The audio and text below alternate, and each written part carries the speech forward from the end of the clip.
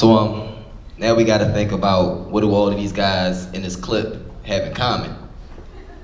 All amazing athletes, you know, champions in their own right. But they all had that one quality that either brought the fans to them or kind of made some shy away. First up, you got Randy Moss. One of the greatest wide receivers of all time, one of my personal favorites. He's never afraid to show you how good he was, especially with antics like this, giving the doubters a little something extra. Next up, you got Hall of Fame legend Deion Sanders. He was so sure of his talents that he would celebrate before he even actually crossed the goal line. Like, he literally high-stepped to the end zone. And next up, you got the young gun, Deshaun Jackson. We got any Eagles fans in here this morning? This might be a little pain for you to watch right here.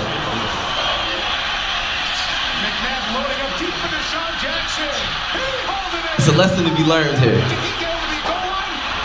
When the need to celebrate the victory trumps finishing the job, you've dropped the ball. Like, literally. We'll get back to all of them later. I'm Chill Moody. I'm a hip-hop artist, and I'm here to talk to you this morning about humility. I guess I should tell you a little bit about myself before we get into this. My story, we gotta be out of here by 10 o'clock version of my story is simple. I'm from West Philadelphia, born and raised. Usually somebody says on the playground when I say that. I thought it had happened, it didn't happen. We keep going. I graduated from Overbrook High School. I then went to further my education at Millersville University. Graduation, the day I graduated, I sat with my mom and my dad and I told them, you know, hip hop has been picking up for me. I want to take a year off to, you know, follow my passion. And if it doesn't work, I have a degree to fall back on. They gave me their blessing. That was May of 2009. By January 2010, I was on the radio in Philadelphia. You fast forward, I dropped my first album. It's called RFM, stands for Running From Myself. It debuted, or it peaked at number 49 on the iTunes hip hop charts, which was really cool. We followed that with an album release party concert at the TLA on South Street, sold out the venue, which was really cool. And And that brought about, you know, more things. I'm the first hip hop artist to ever perform at City Hall, performed in the courtyard. That was a really dope day. And that led to other bigger performances, you know, the Roots Picnic and Wow Wow Welcome to America, Kimmel Center. I sold out the Hard Rock Cafe, MTV Old Music Awards in Times Square. So it's funny, like, as, you know, I'm telling y'all, all of y'all this, and, you know, I say this is my story, the short version, that I'm not like, I'm only giving you the highlights. Like, I'm not telling you about the setbacks, and there's been plenty setbacks, you know, along this journey. Like, for instance, I talk about the MTV Old Music Awards. It was a dope day. We were nominated for an award. We lost.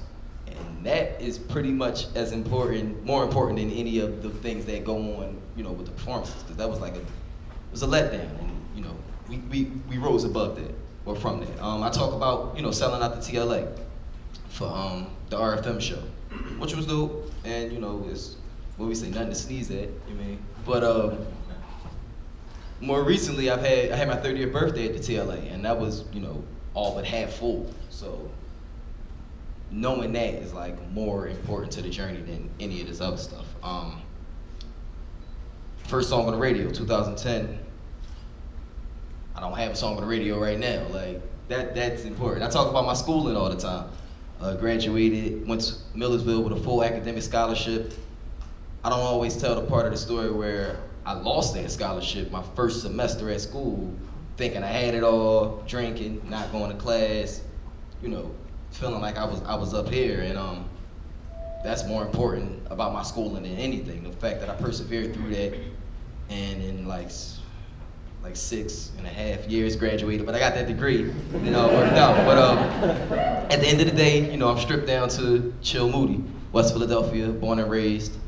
Understanding now that the setback is just as important as the get back. So excuse me. So in writing this stuff, I found it kind of funny that, like I said, I was just highlighting, you know, giving all the highlights and not giving the lot. And I'm wondering, like, why am I doing that? And I'm thinking, like, can I blame that on hip hop? You know, not this, you know, I don't want to blame a lot of things on hip hop because hip hop gets enough flack, but hip hop is kind of built on being braggadocious. Like, you know, at its rarest form, it was the MC bragging about how good his DJ was. You take it a step further, now it's not only is my DJ the best, but our hood is the best. Like, you know, this South Bronx, like our spot is the best. And then you take it a step further, you know, my Adidas, like now we're rapping about, you know, my sneaks are fresher than yours. So it was always built on that braggadocious, you know, let me talk about what I got. And I kind of almost fell victim to that early on in my hip hop career. And it wasn't until, it was something that my big cousin Teddy told to me that kind of changed all that for me, kind of changed my outlook on everything. It was Thanksgiving, it was like 2000 and something.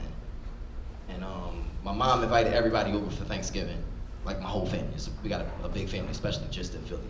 Invited everybody over. She gave us these books when you come through the door. And it was like a notepad, blank notepad, little books. And it was like, get everybody to sign your book throughout the night. Write whatever you want to write, draw a picture, whatever you want to do. It's kind of like a yearbook. And I gave my cousin Teddy mine, and he just wrote 2 words and gave it back to me. I read it, it says, stay humble. And I looked at him because Teddy is like, my whole family are jokesters. Like, we laugh, we have a big party all the time when we're together, but he was really serious when he handed this back to me, and I was confused. Like, so later on in the night, we're like playing Monopoly or something, and I'm like, yo, why were you so serious about what you wrote? And he's like, you know, your career is progressing, you gotta remember to stay grounded, you gotta remember to stay grounded in your values, stay humble. And then he said something to me that like stuck with me to this day. I put it in mad songs. He said to me, real men don't dance in the end zone.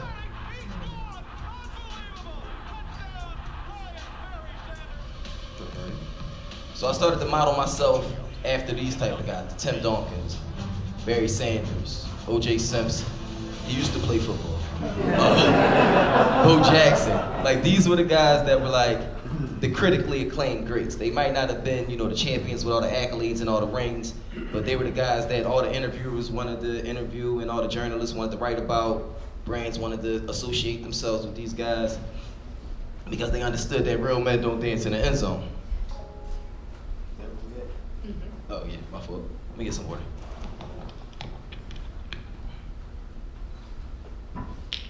So like I said, I started to model myself after these guys, and I understood, like, you know, Jay-Z is the greatest rapper of all time, but you can always catch me listening to Ghostface or Joe Budden. Same way, you know, Michael Jordan's the greatest basketball player of all time, but growing up, I rooted for Reggie Miller. And some may say, like, that's an underdog mentality and these guys are underdogs, but I'm from Philly, and we kind of like the home of the underdog. Like, I knew that one word, yo. That was like so cheesy to Grand Rocky. It's Philly though. What can I say about that? Until the kids come up.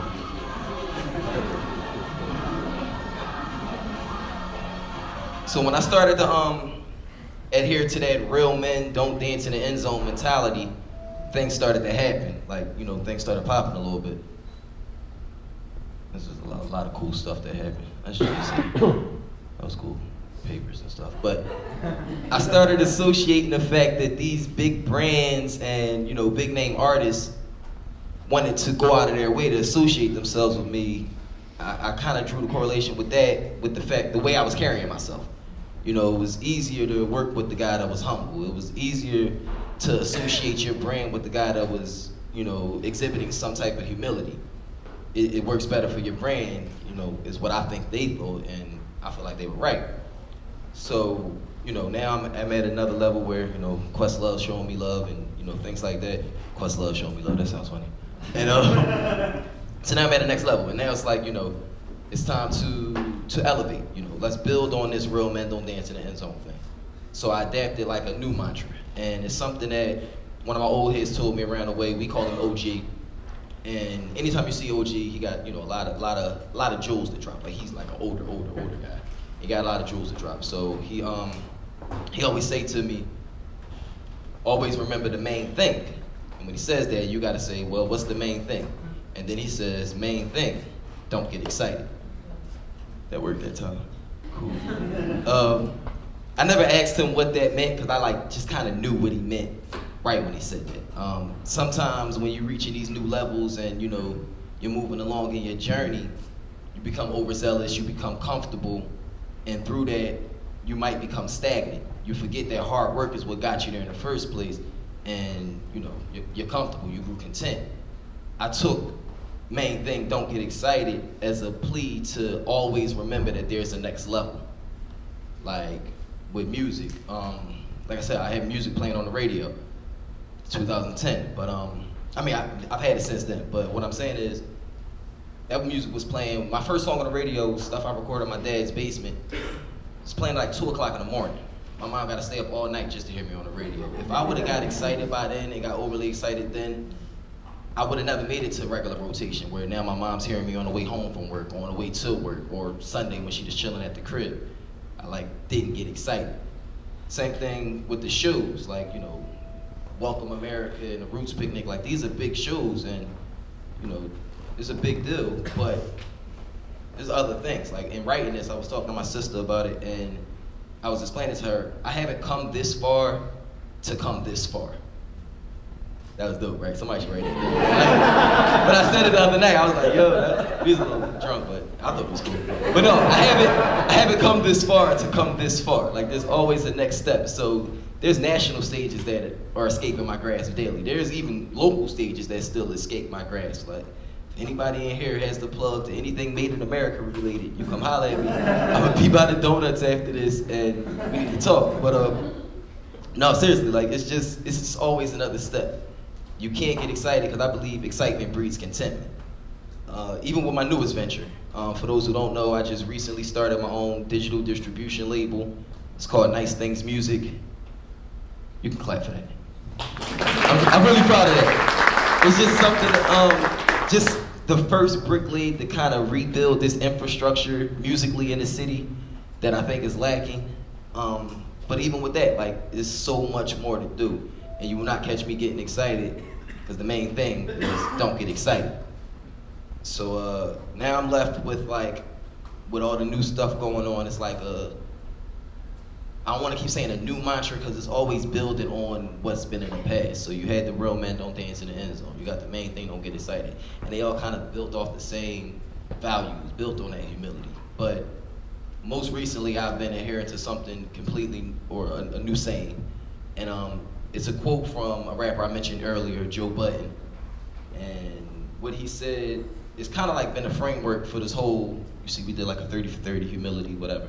And it's been a framework for that. And what Joe said was, when you get to the end zone, act like you've been there before. That's it. I'm Chill Moody. Thank you, Caleb, Josh, thank y'all. This is youve. We're gonna do, I guess, a little musical selection.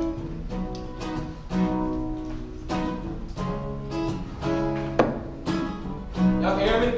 Yeah. Okay. Gotta see it time. Got me better. Gotta stay focused. Think about you. Keep my eyes from falling. Keep my eyes. When I don't try. Oh, you're gonna know. Said I know. Sweet and mellow. I know we're gonna make it. So keep my eyes from falling. Keep me focused. Without you, I'd be hopeless. Keep my eyes from falling. My mind clear, along me that my time's there. You keep my eyes from falling. It's just something about you.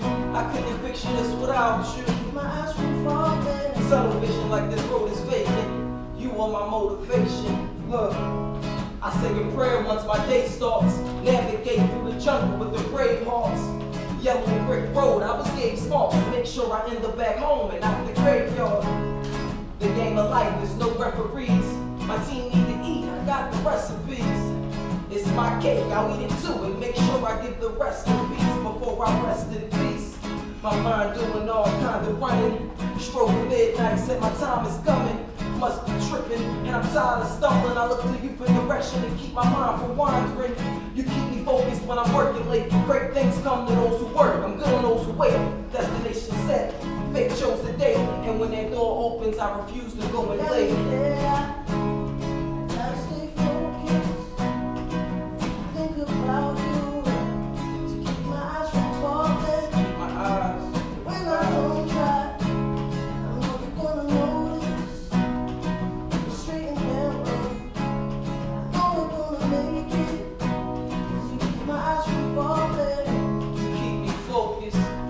I'd be hopeless. Keep my eyes from falling.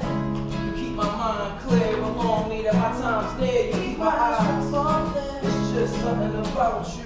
I couldn't picture this without you. Keep my eyes from falling. Tunnel vision, this road is vacant.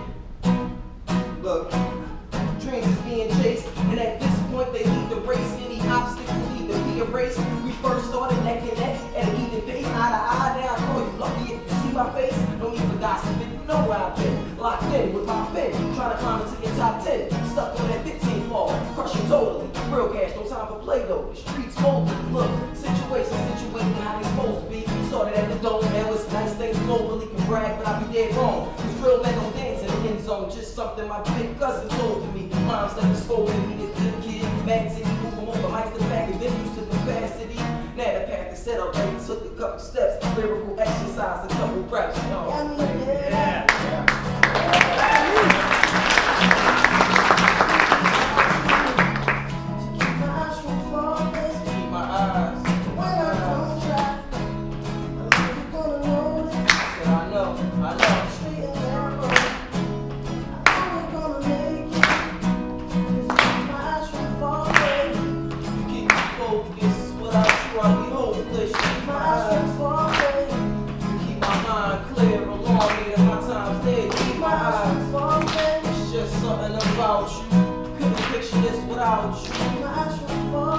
Tunnel vision like the road is vacant.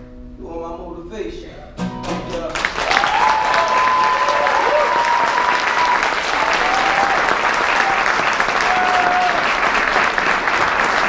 Keep it going for youve. Who wants to do the work? So we gotta rush out. Oh God, I knew you had to die. I gotta go to work too.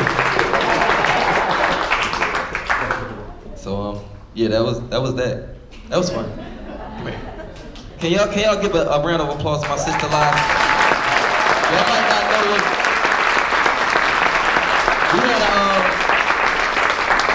to get this here, we crashed 2 computers yesterday, and the file got corrupted, and she was up till 5 o'clock in the morning doing this again. It was like midnight last night, and she was like, chill, just go to sleep. I know you're stressing. I'll take care of it, so thank you. It's my sister. This is